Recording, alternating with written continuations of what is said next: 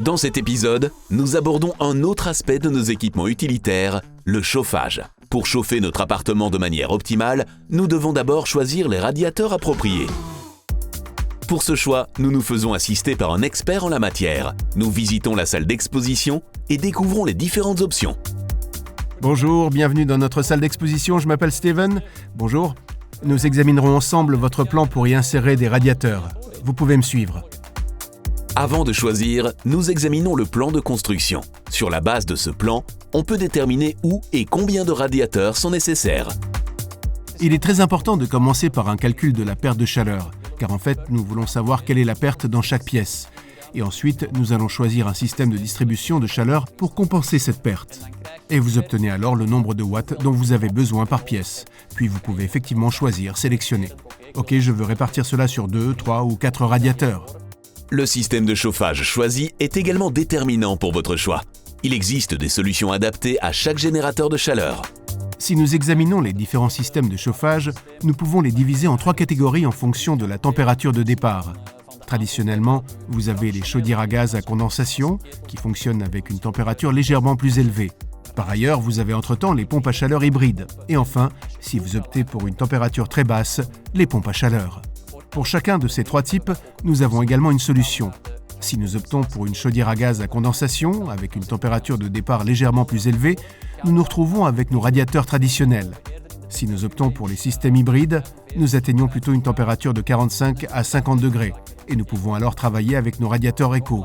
Si nous descendons encore plus bas, très bas, avec les pompes à chaleur, nous sommes alors dans la plage de 35 à 45 degrés et nous avons alors nos radiateurs Vento.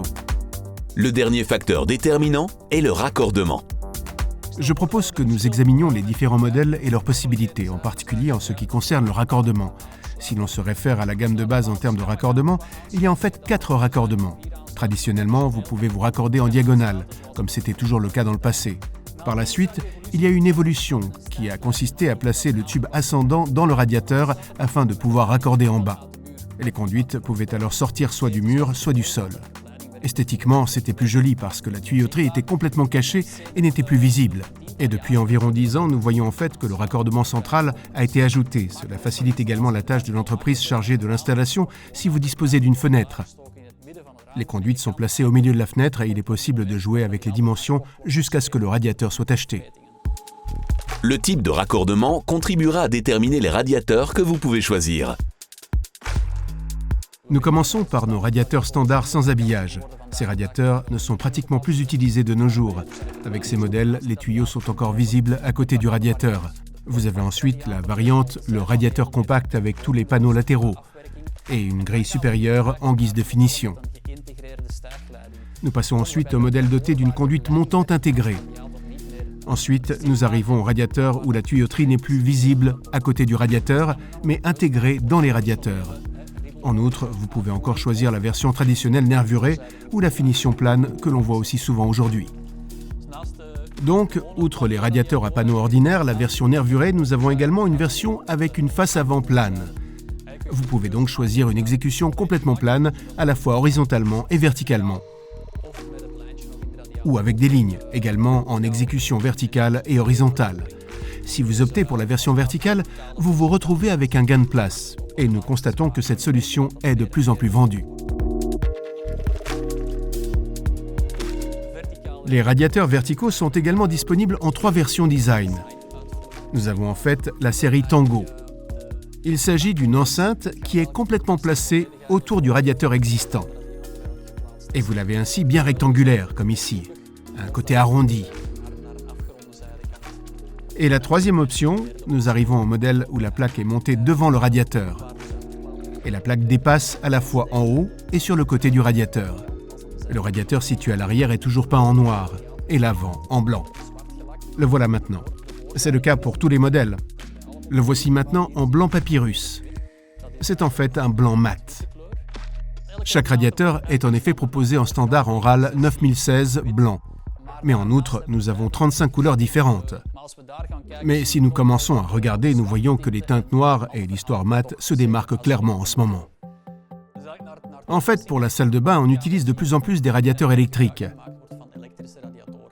Outre le modèle plat et élégant plus décoratif, nous avons également la possibilité d'opter pour un radiateur sèche-serviette purement électrique, d'une puissance allant jusqu'à 1000 watts.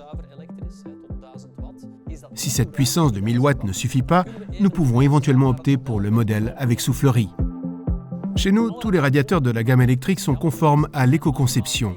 Cela signifie donc que vous pouvez définir un programme hebdomadaire. Ils sont dotés d'une fonction d'appoint, d'une détection de fenêtres ouvertes. Ainsi, en cas de baisse soudaine de la température, ils basculent sur la protection antigel.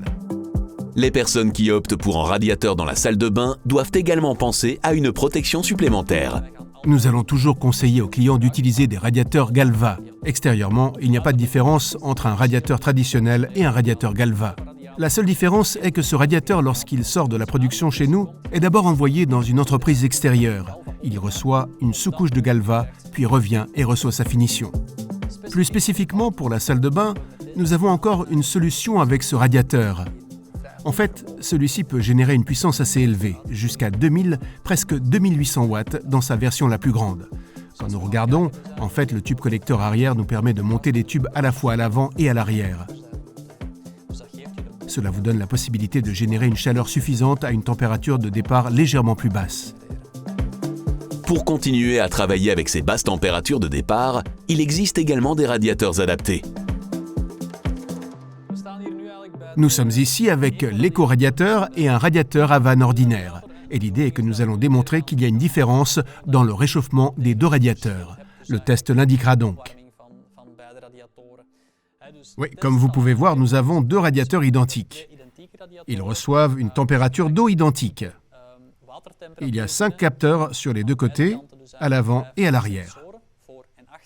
Et nous allons constater que le réchauffement sera effectivement beaucoup plus rapide avec l'éco-radiateur qu'avec un radiateur ordinaire. Vous pouvez clairement le ressentir. Avec l'éco-radiateur, nous sommes uniques sur le marché. Il s'agit d'un processus de réchauffement complètement différent de celui d'un radiateur traditionnel. Un éco-radiateur est en fait alimenté en série, alors qu'un radiateur traditionnel est parallèle. Si vous avez un radiateur traditionnel et qu'il reçoit son eau chaude, c'est par exemple un type 33, 3 plaques, où les 3 plaques commencent à chauffer uniformément. L'eau arrive par le haut. Dans le cas d'un éco-radiateur, seule la plaque avant chauffera en premier. Le grand avantage que nous avons là, c'est que nous allons créer une différence de température, plaque avant, plaque arrière. La plaque avant sera beaucoup plus chaude, elle chauffera aussi beaucoup plus vite et toujours de manière égale. Et nous obtenons vraiment une sensation de confort plus élevée. Quel est le confort que nous ressentons réellement? C'est principalement la chaleur rayonnante. Et l'éco-radiateur fonctionnera beaucoup plus par rayonnement qu'un radiateur traditionnel. Et comme nous l'avons déjà mentionné, l'arrière du radiateur sera plus froid, de sorte que nous chaufferons moins le mur. Un autre avantage est que nous pouvons économiser jusqu'à 10% sur nos coûts de chauffage parce que la plaque arrière est plus froide. Et que nous retournons vers notre chaudière à condensation avec des températures de retour beaucoup plus basses. Plus la température de retour est basse, plus la condensation est efficace, ce qui permet de réaliser des économies. Ceux qui disposent d'une pompe à chaleur à la maison descendront encore plus bas en température. Un radiateur standard ne suffit pas dans ce cas. En raison de la différence de température entre l'air ambiant et la température du radiateur, vous obtenez en fait une convection naturelle, une sorte d'effet de cheminée qui fait que l'air chaud est en fait soufflé dans la pièce. Ensuite, le ratio au niveau du radiateur. Traditionnellement, on observe donc 25% de chaleur rayonnante et 75% de chaleur par convection. Or, à très basse température, c'est principalement la chaleur de convection qui va diminuer à un rythme accéléré. Nous allons donc essayer d'utiliser des ventilateurs pour compenser cette chaleur de convection. Et puis, nous arrivons au vento-radiateur. Nous allons intégrer des ventilateurs dans nos radiateurs. Et nous les proposons en 2 versions. Nous avons ceux qui sont dotés d'une plaque de finition plate, ou juste la version nervurée. Elle fonctionne de façon entièrement automatique. Nous parlons donc d'un radiateur traditionnel, et il est simplement raccordé du côté CC. Vous contrôlez le radiateur à l'aide du robinet thermostatique. Mais il y a aussi des ventilateurs intégrés. Et ces ventilateurs vont s'assurer que la chaleur de convection perdue est compensée en grande partie. Et cela se fait de manière totalement automatique. Il y a 2 sondes. Vous avez en fait la température de la pièce et la température de retour du radiateur. Et en fonction de la différence entre les deux, les ventilateurs sont automatiquement pilotés. Si la température est atteinte, alors ils seront aussi automatiquement arrêtés. ce qui n'est pas possible avec un système de chauffage par le sol. Cela vous permet de créer très rapidement des changements de température à basse température. Maintenant, un élément très important dans ce système est aussi le bruit, car en définitive, nous allons travailler avec des ventilateurs. La pression acoustique, l'intensité sonore devient donc très importante, car elle ne doit pas être perçue comme dérangeante. Il y a 2 positions, et nous sommes ici sur la plus puissante, et vous devez compter un maximum de 30-32 décibels. Dès que vous avez un peu de bruit ambiant, vous ne l'entendrez pas. Il ne sera pas perçu comme dérangeant. Un tel radiateur peut également apporter une valeur ajoutée à un système de chauffage par le sol, car il peut répondre à la demande de chaleur beaucoup plus rapidement. Avec toutes les informations obtenues à l'esprit, et en accord avec notre chaudière à condensation comme source de chaleur, nous décidons d'utiliser des radiateurs éco dans l'appartement dans ce cas-ci.